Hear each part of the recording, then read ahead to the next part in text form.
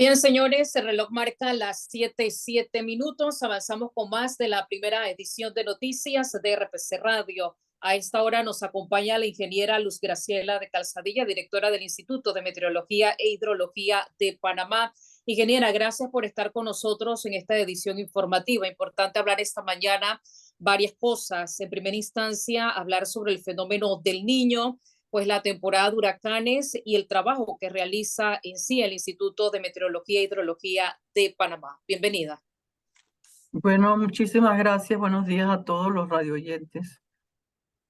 Sí, ingeniera, quiero iniciar con el tema del fenómeno del Niño y sobre todo explicarle un poco a la audiencia de RPC Radio cuando hablamos de fenómeno actualmente, qué se puede esperar para nuestro país.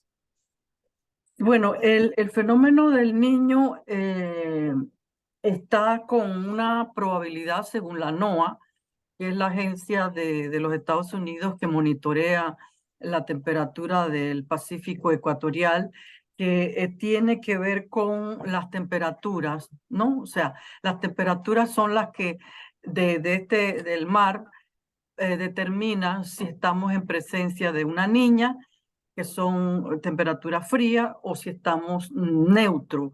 En este momento estamos en un periodo neutro, es decir, las temperaturas están alrededor de los 0 grados centígrados.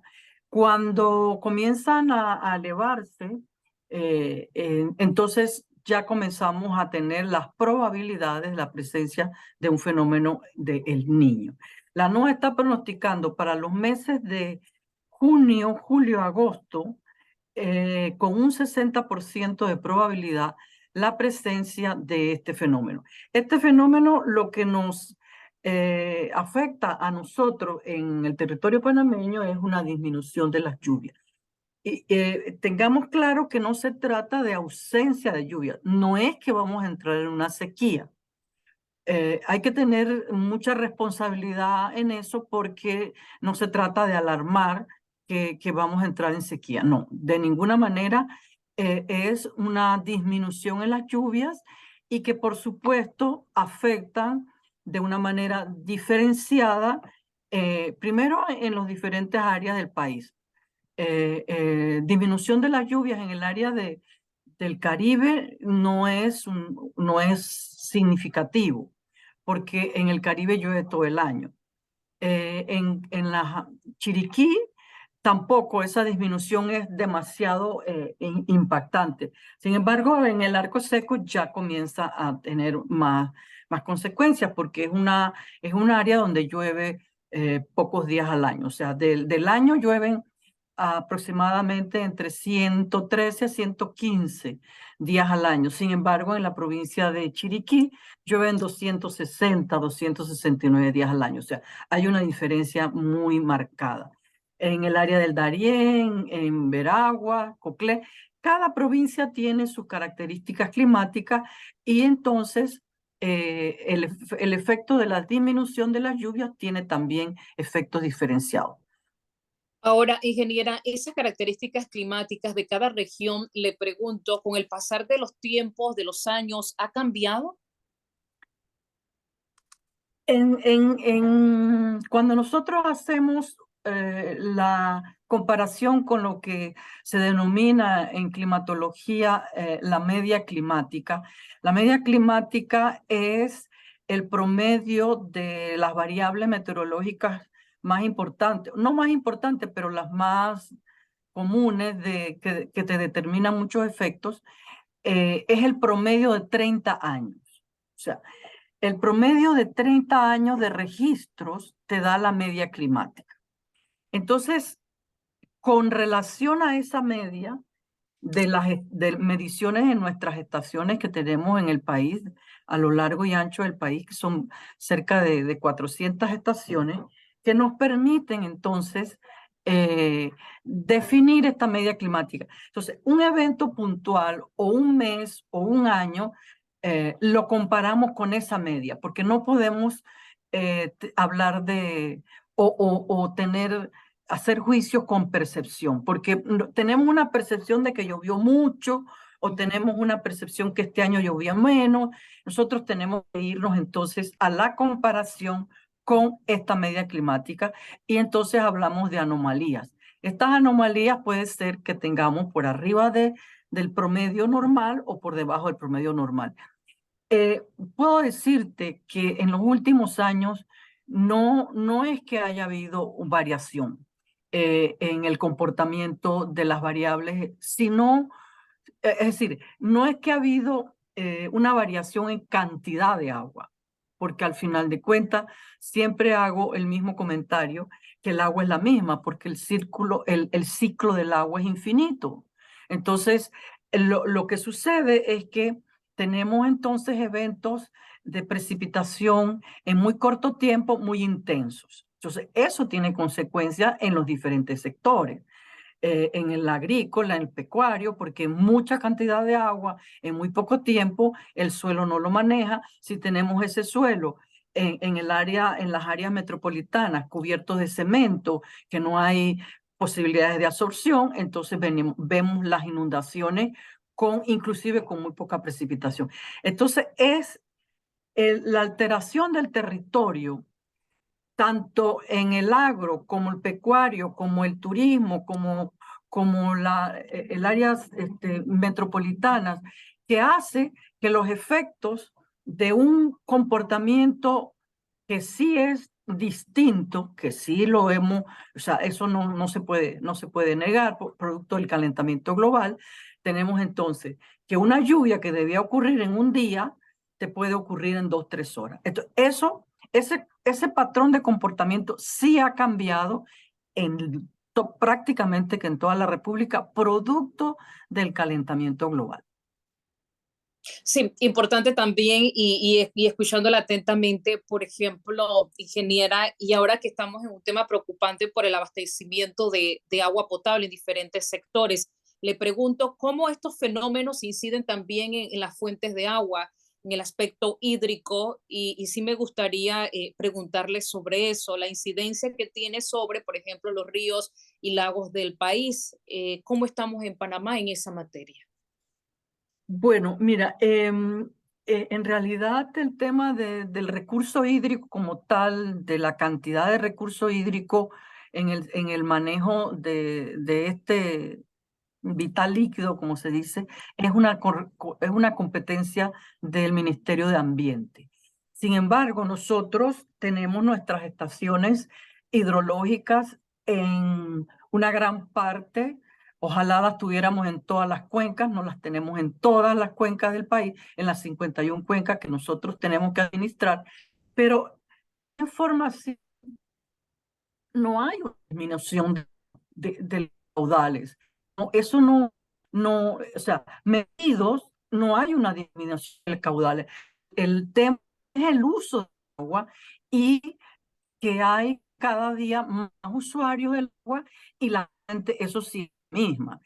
El área que hemos ido oyendo en las noticias de la de Panamá Oeste, eh, y el uso con las potabilizadoras que administra el Canal de Panamá. Nosotros sabemos que la cuenca de Río Chágueres tiene el compromiso de agua potable, ¿verdad? Y luego el negocio del esclusaje. Entonces ahí hay una competencia en el uso del agua. Y por supuesto que el crecimiento tan explosivo que ha tenido Panamá Oeste hace que ese líquido, que eso sí es una sola cantidad, hay que repartirla. O sea, no hemos tenido, o sea, como te digo, el agua, e insisto, el agua es la misma por el ciclo del agua. Las lluvias son probablemente un comportamiento distinto, pero el agua cae, o sea, el agua precipita con un patrón diferente, pero va a los cauces de río, va a los cauces de río. Cuando trata de compartir el agua, entonces vienen los problemas, ¿no? Ahí es donde hay mucha presión y entonces hay que irse a los pozos, hay que irse al agua subterránea, que también ese es un tema que hay que normalizar y es un tema que nosotros como instituto tenemos ese compromiso de establecer una red de piezómetros que nos verdaderamente nos determine el agua subterránea con el que cuenta el país, porque tampoco el hacer pozos de manera desordenada tampoco va a resolver el problema. Entonces, entramos allí como en un círculo vicioso, ¿no? Que hay que saber qué cantidad de agua hay en el subsuelo para entonces también administrar el agua subterránea. Sí, definitivamente interesante esta explicación, ingeniera. Quiero avanzar con otros temas, aprovechando que conversamos esta mañana con usted. ¿Cuándo podría estar entrando ya el tiempo de lluvia propiamente como se conoce en el país, por lo menos aquí en Panamá, ingeniera? Sí, bueno, el pronóstico que hay, que va a ser, digamos, más afinado a mediados de mes, porque se realiza el Foro del Clima de Centroamérica y allí se hace el pronóstico de lo que se espera para los próximos 3 meses, lo que es mayo, junio y julio, lo que esperamos en el comportamiento del clima para todo el país. Y allí también se pronostica la entrada de la temporada lluviosa.